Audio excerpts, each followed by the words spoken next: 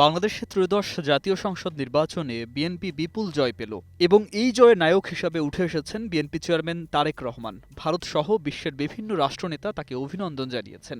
বিশেষভাবে ভারতের প্রধানমন্ত্রী নরেন্দ্র মোদী সামাজিক যোগাযোগ মাধ্যম ও টেলিফোনে শুভেচ্ছা জানিয়েছেন তাকে। এত বড় বিজয় অর্জন করা অবশ্য তার পেছনে রয়েছে অসংখ্য বাধা, অত্যাচার এবং মিথ্যা মামলার মোকাবিলা।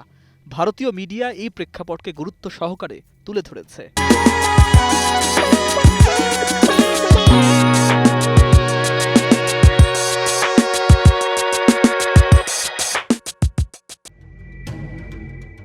তারেক রহমান তার রাজনৈতিক সংগ্রামে ব্যক্তিগত দুঃখ ও বেদনা সত্ত্বেও দৃঢ় থাকার প্রতীক। তিনি দীর্ঘদিন বিদেশে থাকতে বাধ্য হয়েছেন, অসুস্থ মাকে দেখতে যেতে পারেননি, দেশে পতিত সরকার তাকে আসার সুযোগ দেয়নি, মিথ্যা মামলায় করেছে জর্জরিত। তবুও জনগণের প্রতি তার দায়বদ্ধতা অটুট থেকেছে। ভারতের সংবাদ মাধ্যম এসব পরিস্থিতি তুলে ধরে তার সাহস, ধৈর্য ও নেতৃত্বের প্রশংসা করেছে।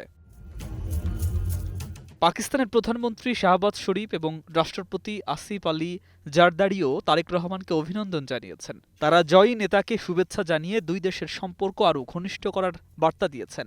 আমেরিকা অন্যান্য দেশও এই জয়ের প্রশংসা জানিয়েছে। ভারতের পশ্চিমবঙ্গের মুখ্যমন্ত্রী মমতা ব্যানার্জিও তারেক রহমানকে তারেক ভাই বলে অভিনন্দন জানিয়েছেন। Times of India, Hindustan Times, the Statesman সহ ভারতের প্রধান সংবাদ মাধ্যমে মোদি তারেকের ফোনালাপ, শুভেচ্ছা ও সমর্থনের বিষয়ক প্রতিবেদন প্রকাশিত হয়েছে।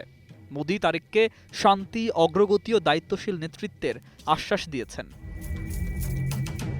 ইন্ডিয়া টুডে, আনন্দবাজার, দৈনিক স্টেটসম্যান সহ ভারতের বিভিন্ন গণমাধ্যম বিএনপি ও তারেক রহমানকে নিয়ে বিস্তৃত সংবাদ দিয়েছে।